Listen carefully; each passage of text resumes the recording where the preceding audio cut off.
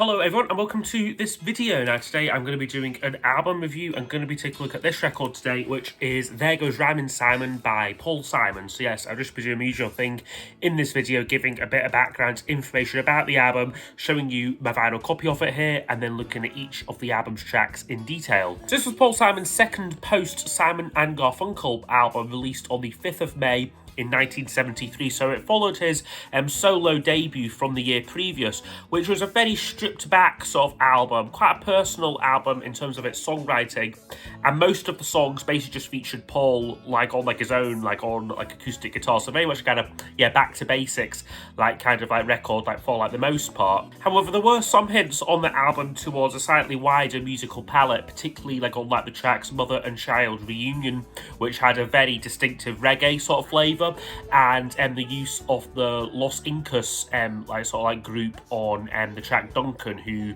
sort of contributed some nice flutes on it. So that debut album had been produced by Roy Halley, who had basically worked with Simon pretty much his entire career up till that point, since the early Simon and Garfunkel days. However, for the follow-up to that album, Simon wanted to sort of start working with a few different people to further distance himself from his Simon and Garfunkel past.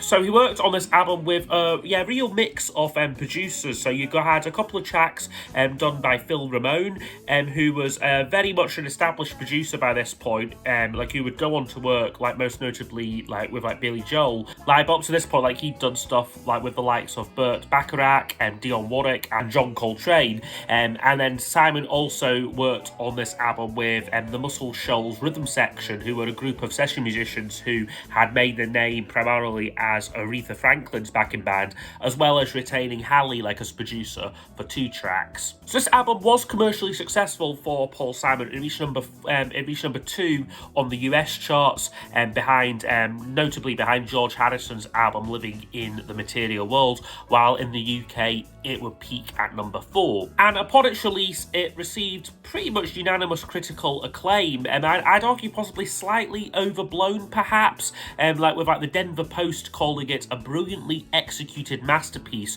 surely the finest album in the last 3 years, they called it. So very high praise, and Rolling Stone magazine called it a rich and moving song cycle. So very much high praise. Indeed, it received 2 nominations at the 1974 Grammy Awards for Best Pop Vocal Album and Album of the Year.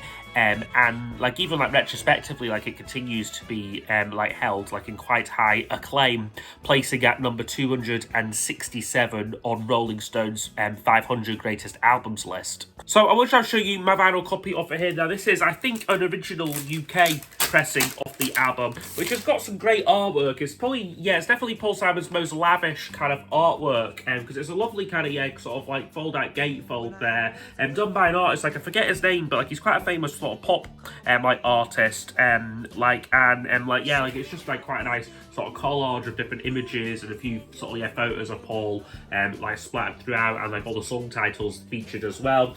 You've got a really nice gatefold as well, which has all of the lyrics and features photos of some of the musicians involved. So there's the Dixie Hummingbird singers who feature on a couple of the tracks. And then you've got these 2 here who are, I believe, the Roaches sisters, who were on, who sang, I think it was vocals on the track Was a Sunny Day.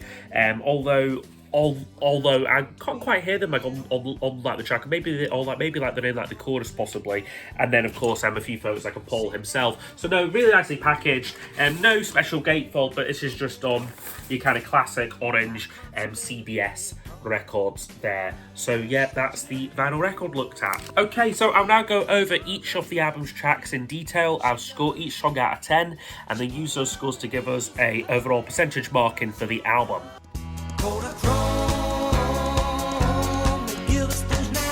So the album kicks off with the song Kodachrome, which is an absolute Paul Simon classic, like in my book. It's a great song, very breezy kind of feel to it.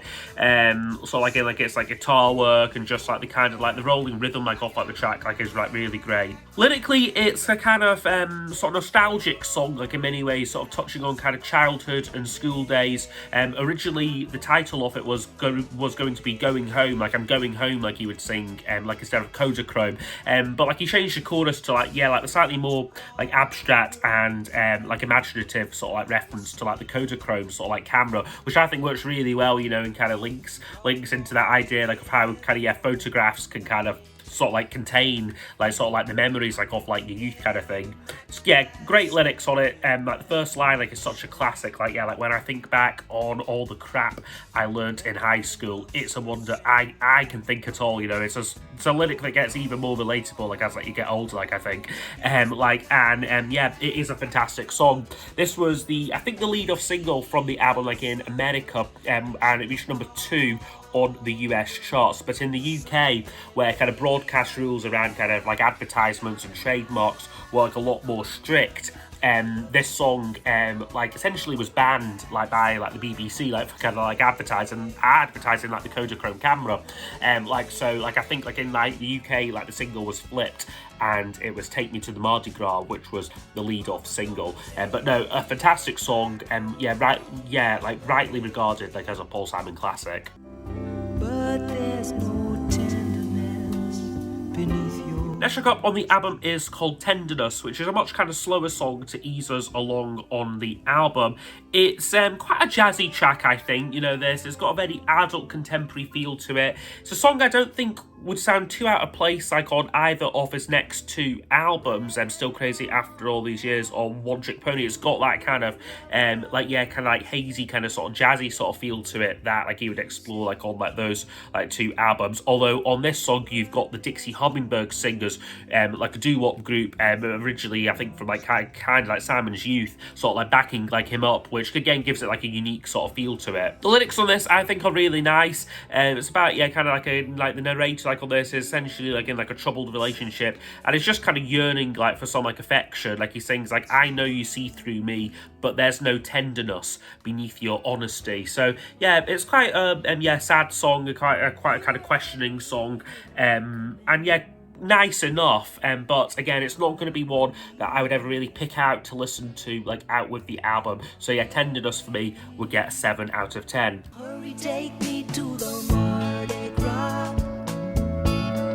Okay, next track up is Take Me to the Mardi Gras. Now, this is a song which has really grown on me, actually. You know, I think when I originally reviewed this album many years ago, before I sort of was like, before I sort of scored like every song, I probably would have given this about a 5 or a 6 out of 10, but 10 but I could go with like an 8 like out of 10, because it really is a nice little track. This again, very laid back song, this one here, with a bit similar to Kodachrome, very easygoing sort of like Southern USA kind of feel to it, and it's just got some nice lyrics to kind of match that vibe. Like, I will lay my burden down, rest my head upon that shore, and when I wear that starry crown, I won't be wanting anymore like goes like the bridge of it. And it's just kind of about sort of like the escapism that the kind of like the Mardi Gras can kind of like provide, like from like sort of like you can like sort of like your daily sort of like ordinary life kind of thing. So as I said, this was the single in the UK because they couldn't play Kodachrome like on the radio, and this actually did pretty well. It got to number 7 like on like the charts, like even which like I said, like it's pretty well considering that it's not a very commercial song. You know, it's quite a short song with a kind of extended kind of brass outro with all the kind of southern like New Orleans kind of like brass like all over it, yeah, like I said, it got to number 7, so yeah, like quite a successful single there. Like, even though like nowadays it is a real like quite a forgotten song, like I'd say, like in Paul Simon's discography. Oh, I can't get used to something so right. Okay, next I got now is Something So Right, which I don't think was a single, but it's probably one of the more popular tracks on the album. It's another ballad again, but a very strong song here. Again, quite an adult contemporary arrangement. Again, could really slot onto like his next couple like of albums. But I just think that the lyric on this is great. and like the melody is just absolutely stunning. Like sort of like it kind of it's got a great kind of back and forth like to it, and like again like the lyrics are sort of about sort of like always expecting the worst to happen, being like sort of like a essentially like a kind of like a pessimist sort of thing. Like when something goes right, it's out to confuse me. It's such an unusual sight he sings on it. Like I can't get used to something so right, and it's just gorgeous melody on it. And yeah, it is a fantastic song. I think the reason why this one is maybe one of the more popular tracks is because I think in the early 90s, I think Paul Simon and Annie Lennox put out a single like of them like duetting like on this, like which was moderately successful. But it's a good song though. I think was on his greatest hits like even before that though, and like rightfully so, because I think it is one of his finest tracks of the 70s. Remember, one man's ceiling is another man's floor. Okay, next up now, closing off side one, is the track One Man's Ceiling is Another Man's Floor. Now this is a much more fun, kind of lighter like of tone track like on the album, but for me it's possibly one that I've maybe grown out of liking. I think I used to like this a lot more like when I was younger. I used to think it was such a clever kind of like observation, but now it's kind of almost like stating the obvious. Yeah, of course, like if like like a block of flats, one man's ceiling like is like another man's floor sort of thing, and it just doesn't sort of like explore the metaphor or explore like the imagery very well. It's just quite like stating the obvious, like it's just apartment house rules. So all you apartment house fools, remember one man's ceiling is another man's floor. But where I do think this song really comes alive though is the music, both in terms of the instruments and like the arrangement. Starts off with this great kind of descending piano riff, very distinctive, very much grabs your like attention, and then like once the song gets going, it's got like a bit more like a backbeat to it. It's musically quite a robust song by Paul Simon standards. And then you've also got some great vocals on it as well, particularly on that middle bit, like where he goes like, "There's an alley in the back of my building where some people congregate in shame." That bit, Simon's letting rip, which he rarely does. So no, like it's a good song list, like I think like on the album, giving it like an 8 out of 10. I think it maybe is just the lyrics that maybe slightly let it down for me. I don't know a soul who's not been bad. Okay, next one now, opening up side 2 of the album is American Tune. Now this one for me again is a real grower like of a song. I think maybe like when like I first reviewed this album and was first getting into Paul Simon, this is probably a song that I just thought was a bit average really, but I think lyrically it's one of his like absolute very best songs. And it's just like a mediation on kind of like American society, like in like the early 70s really.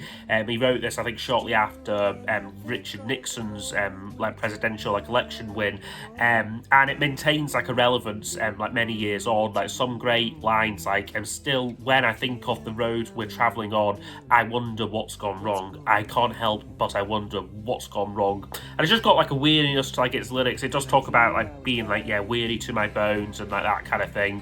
Now musically, the melody of the song is kind of part lifted from a piece called "Oh Sacred Head Now Wounded" by a composer called Hassler, but I have listened to that piece and there's some similarity, but it's definitely not a kind of direct lift, and certainly Hassler I don't think should be credited like on like this song, like which he actually does have like a formal credit like as like sort of like writing like the music like on this one. The arrangement on this starts quite stripped back, very Simon and Garfunkel sort of feel to you. You could very much imagine this song slotting in on the Bridge Over Troubled Water album, but then you get like an orchestra that kicks in, and again it really like lifts like the song up. I think like it provides like a good like accompaniment and gives the song like a very grand like sort of like stately feel. Now this was also a single from the album, but not a particularly commercially successful one, reaching number 35 on the US charts. But this is probably a song that has grown in stature like over the years, like, and it's now probably considered by many to be like an all-time Paul Simon classic. For me, I just can't say that I absolutely love and like adore the song like in like the same way that I feel about say Kodachrome and Something So Right, but it's very nearly there for me. So yeah, like this one would get a 9 out of 10. Was a sunny day not a cloud. And then we get a much more lighter in tone sort of song, which is like Was a Sunny Day here, which for me is quite a a bit of a weaker link like on the album personally. I think the lyrics on this are like a little bit kind of weak. It's a bit of a story song. It reminds me a bit of the Beatles, like Oobla Dee Oobla Da, with kind of characters like in like the song. Although like I think on this one here, like where it's like she called him Speedo, but his Christian name was Mr. Earl. Like that's actually like a reference to like an old like doo-wop song. But the chorus just exudes positivity, you know, like was a sunny day, not a cloud was in the sky, not a negative word was heard from the people passing by. They're nice lyrics, I think. It's just a bit of a it works well like on the album though, I guess, like as a bit of like a palate cleanser after like American tune. But there's just, again, it's not a song that I would ever necessarily pick out like on the album, and I also don't really care for the accent that he puts on like during like the song like as well. So no, like Was a Sunny Day for me would get a 6 out of 10 personally. Before you learn to fly, learn how to fall. Okay, and then we reach for me, which is probably one of the most underrated songs on the album, and probably off Paul Simon's career, like in like the 70s for me, is I Learn How to Fall. Now this one is just a great track. It's very easy going, this one here. Good production, one of the more well-produced songs like on the album, with the kind of brass coming in like on like the bridge, with shades of Simon and Garfunkel's Keep the Customer Satisfied, and then just a great guitar solo, like a slide guitar solo, like in like the middle. It's just, again, a great lyric about like accepting that failure's like a part of life sort of thing, like you've got to learn how to fall before you learn to fly kind of thing. And it's it is just like a really good, relatable song, I think, for me. So yeah, it would get a 10 out of 10. Won't you run, come see, saying to this comet roll across the skies. Next I've got now penultimate track on the album is St. Judy's Comet. Now this again is another track which has again really grown on me like over the past couple of years, and even just since sort of like revisiting this album for this video. It's essentially like a lullaby song, this one here, that Simon wrote for like his recently born son Harper, with touches of kind of self-deprecation like in like the lyrics. There's a great line like, if I can't sing my boy to sleep, well, it makes your famous daddy look so dumb, which I think is like a great, particularly humorous line there. It's a soft and delicate track, which just really, it's a kind of nice, heartwarming, very wholesome song, this one here. And again, it's just quite it kind of makes you feel happy and cozy, this song, I think. So yeah, St. Judy's Comet, really lovely song there, would get a 9 out of 10. Oh, my mama loves me, she loves me. Okay, and then we reach the album closer, which is Loves Me Like a Rock. Now this one here is probably the most overtly kind of doo-wop inspired song like on the album, and once again featuring the Dixie Hummingbird Singers. It's another light, more like light-hearted kind of song, I guess, like about where the singer's talking about like his mother's love, and like how she loved me like a rock kind of thing, and then the kind of like the third verse is quite funny about sort of like, and like if I was the president and the Congress called my name, like I'd say who do you think you're fooling? Like that bit's great as well. I think it's just a fun song, this one here. It's probably a song that you maybe used to again like a little bit more like than I do now. I think it maybe goes on a little bit towards the end, but it does work like as the album closer with its quite long sort of spaced out kind of like with its quite long like sort of like fade out. I would say it probably could do with maybe like a wee bridge section, possibly, just to break up the song like a little bit. But it's a good song though, and that was a big hit from the album. Once again, like Kodachrome, it reached number 2 on the US charts, but only managed number 39 in the UK. Definitely deserves like a lot better, because it is a really good song, and like for me, definitely feels like a lot more commercial than Take Me to the Mardi Gras was. Okay, so overall, this album would score 85%. So I think this is a really great album here from Paul Simon. For me, it is his best 70s album. I think it just has, compared to like his other ones, it's just got a lot more musical variety like on it. It's kind of every different shade of Paul Simon is like almost like on show like on here. I think his next 2 albums which were both, or like certainly like at least Still Crazy was produced entirely by Phil Ramone, and that just has much more of a kind of too much 70s sheen and LA kind of session musicians feel to it. This one here like at least has a bit of kind of personality to it, this album for me. It's one of my favourite kind of sunshine feel good albums. I think it works really well like on like sunny days. There's a lot of upbeat songs on here, like Kodachrome and One Man Ceiling, that was a sunny day, St. Jude's Comet, but then also like some really nice ballads like as well. So no, I think is a really solid album here, and like I said, I think would probably be my, in terms of like his whole career, probably only second behind Graceland, I'd say, for me. So that has been my review there of Paul Simon's There Goes Rhymin' Simon. So yes, I hope you have enjoyed the video, and I will see you all next time for the next one. Goodbye.